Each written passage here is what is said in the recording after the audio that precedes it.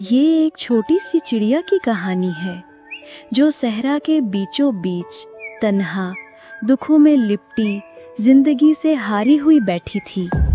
न छाँव थी, न बारिश, न प्यास बुझाने को पानी, न सुनने वाला कोई आवाज़। उसके जिस्म से पर झड़ चुके थे, बीमारी ने उसे अंदर से तोड़ दिया था।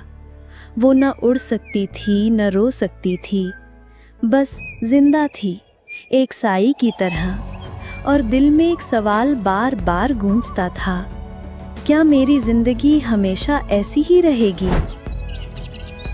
फिर एक दिन एक सफ़ेद परिंदा नीले आसमान से उड़ता हुआ उसके पास आ पहुंचा। चिड़िया ने कमज़ोर सी आवाज़ में पुकारा, भाई ज़रा रुकना। परिंदा नीचे आया। उसने नरमी से पूछा, क्या हुआ बहन? चिड़िया बोली, कहाँ जा रहे हो?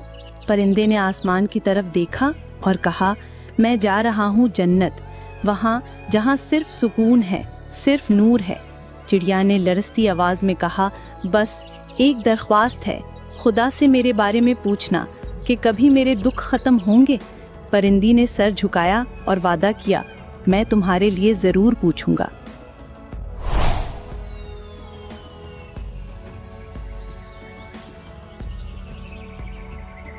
जब वो जन्नत पहुंचा, दरवाजे पर एक नूरानी फरिश्ता मिला। परिंदे ने सारी कहानी सुनाई, वो तन्हाई, वो बीमारी, वो दुआ।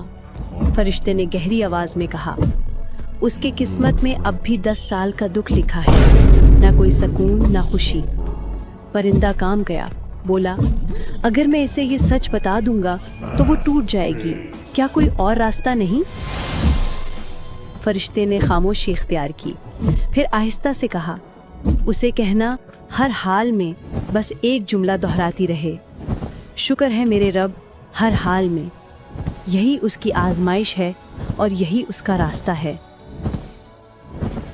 परिंदा वापस आया। चिड़िया ने वो अल्फाज सुने, पहले खामोश रही, फिर अपनी सारी थकन, दुख और दर्द को समेट कर बोली कि चलो अब जो भी हो, मैं हर हाल में शुक्र अदा करूंगी। गर्मी हो, प्यास हो, बीमारी हो या भूख, वो बस कहती रही, शुक्र है मेरे रब हर हाल में। चंद दिन गुजरे, आसमान पर बादल छा गए, बारिश बरसी, सब्जा उगा, पानी के चश्मे निकले। और वो चिड़िया जो उड़ नहीं सकती थी, फिर से उड़ने लगी, हंसने लगी, जीने लगी।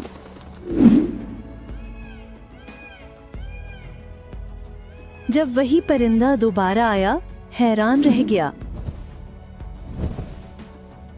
फरिश्ते से पूछा, आपने कहा था 10 साल दुख होंगे, ये सब तो 10 दिन में बदल गया।